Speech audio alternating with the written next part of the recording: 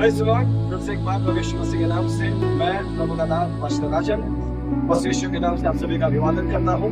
विशेष आज के इस संडे सभा में परमेश्वर ने जो बात मेरे मन में डाली है, मैं आपको उसे बताने का प्रयास कर रहा हूँ। क्या आप जानते हैं, एक ऐसा जरिया परमेश्वर ने आप लोगों को दिया है जिसके तहत आप परमेश्वर के जरिए जा सकते हैं। वो सरल शब्द में उसको समझने का प्रयास करें।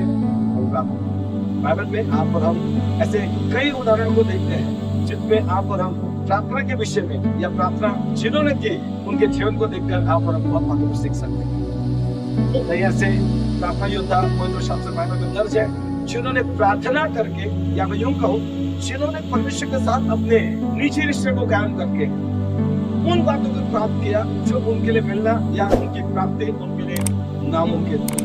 लेकिन क्योंकि परमेश्वर ने आपको और हमको ये जरिया दिया है जिसके तहत आप और हमको उस उत्तर को प्राप्त करने में या वो आशीष को प्राप्त करने में आसान है। तो बाइबल ऐसा कहती है, मत्ती रचित समाचार की पुस्तक 6वां अध्याय और 6वीं आयत में कुछ अहम बातों पर हम रोशनी डालेंगे।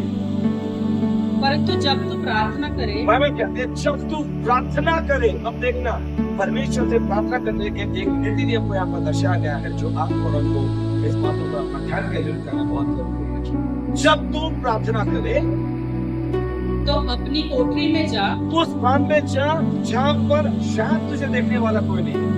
उस स्थान में जा जहाँ पर तो अपने आप को अकेला पाता है। जब तू प्रार्थना करे तो अपने कोठरी में जा जी, और द्वार बंद करके अपने पिता से जो गुप्त में है प्रार्थना कर। ऐसे स्थान में जा जहाँ पर तेरे साथ कोई ना हो। अगर तू अपने घर में है तो अपने द्वार को बंद कर दे। मतलब तुझे तेरे परमेश्वर के साथ रिश्ता कायम करने से या जोड़ने से कोई दुविधा ना हो, कोई डिस्टर्बेंस ना हो। परमेश्वर सिद्धि से कहता है तेरी प्रार्थना बंद कमरे में क्यों ना हो, लेकिन वो उसे मैं खुले में प्रकट करूं। जो प्रार्थना तूने बंद कमरे में की है, शायद इस बात का यकीन मुझे भी ना होता होगा परमेश्वर ने मेरी प्रार्थना सुनी कि नहीं सुनी, लेकिन मैं आज प्रार्थना करने वाले उस बंदे मैं तुझसे कहना चाहता हूँ कि अगर आपने प्रार्थना की है तो आपके प्रार्थना के उत्तर को हम जब आगे बढ़ेंगे उसमें दर्शाया गया है। तब तेरा पिता जो गुप्त में देखता है तुझे प्रतिफल देगा। Thank you so much. वो परमेश्वर जो तुझे गुप्त में देखता है प्रतिफल देगा।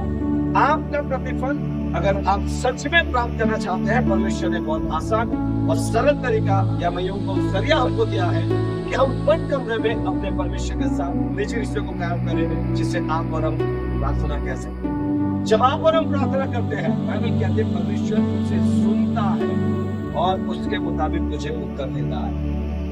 यिर्मयाह 33 अध्याय का 3वें पद को अगर आप पढ़ोगे तो आपको पता चल जाएगा कि प्रार्थना आपको और हमको एक अलग लेवल पर, एक अलग स्थान पर लेकर जाती है और प्रार्थना के सही मायने को वहां पर दर्शाया गया।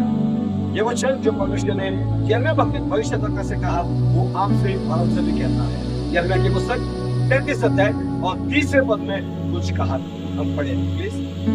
मुझसे प्रार्थना कर। बाइबल कहते हैं मुझसे प्रार्थना कर। इसका मतलब वो परमेश्वर आपसे चाहते हैं कि आप उससे बातें करें। उससे प्रार्थना कर और मैं तेरी सुनकर तुझे बड़ी बड़ी और कठिन बातें बताऊंगा जिन्हें तू अभी नहीं समझ। मैं तेरी सुनूंगा, मनुष्य के वचन में लिखा है, और तेरी सुनकर तुझे बड़ी बड़ी गूढ़ और रहस्य की बातों को, वो जो गुप्त में है, तुझे बताओ।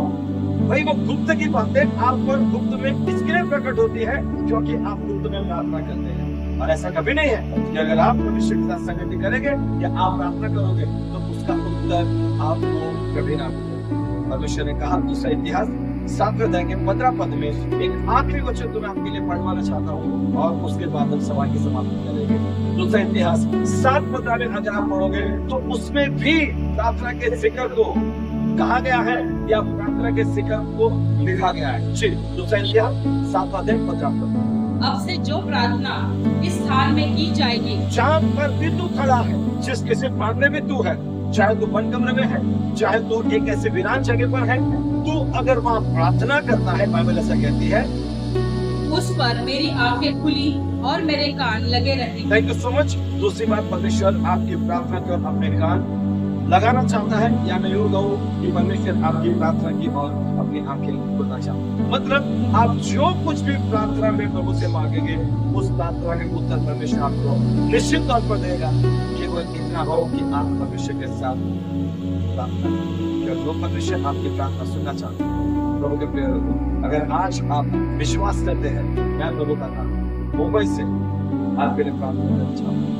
अगर आप अपने हाथों को स्क्रीन पर बढ़ाएंगे, जैसे मैं अपने हाथों को स्क्रीन पर बढ़ाऊंगा, तो मैं विश्वास करता हूँ कि वो प्रार्थना जो आपके लिए अभी की जा रही है, वो कब अभी तक परमेश्वर निश्चित तौर पर आपको मिलेगा। Thank you so much. मैं आपके लिए प्रार्थना करना चाहूंगा। स्वर्ग पुत्र के परमेश्वर परमेश्वर मसीह के नाम से जो लोग इस वक्त मुझे ऑनलाइन माध्यम से सुन रहे हैं या आगे को सुनेंगे और ये वीडियो जहाँ के भी सोशल मीडिया के माध्यम से जाने पर है, प्रभु यीशु मसीह के नाम से मैं उन प्रत्येक यीशु मसीह पर विश्वास करने वालों या मेरी प्रार्थना में सहमति होने वालों के लिए मैं प्रार्थना करके मैं उनकी सारी बीमारियों को, सारी समस्याओं को, सारी दुष्ट आत्माओं को डांटता हूँ यीशु के नाम से, और अभी इसी पर उन्हें यीशु मसीह के नाम से चंगा करता हूँ। प्रभु के प्रिय लोगों, यीशु के नाम से आप चंगे हो गए। प्रभु के प्रिय लोगों, यीशु के नाम से आपकी सारी दुष्ट आत्माएं निकल गई। आप विश्वास करें और यीशु मसीह को अपने जन्म स्थान दें। एक प्रार्थना आपकी जिंदगी को बदल सकती है। मैं विश्वास करता हूँ कि जो प्रार्थना के वचनों को मैंने आपके सामने भली बातें बताने का प्रयास किया, उसको आपने सुना है। वो आपके साथ है। यीशु मसीह में बने रहिए, रोज प्रार्थना में भविष्य के साथ समय बिताइए और बड़ी आशीष की आप हमारी सोच सकते हैं। Thank you so much. May God bless you. जय मसीह।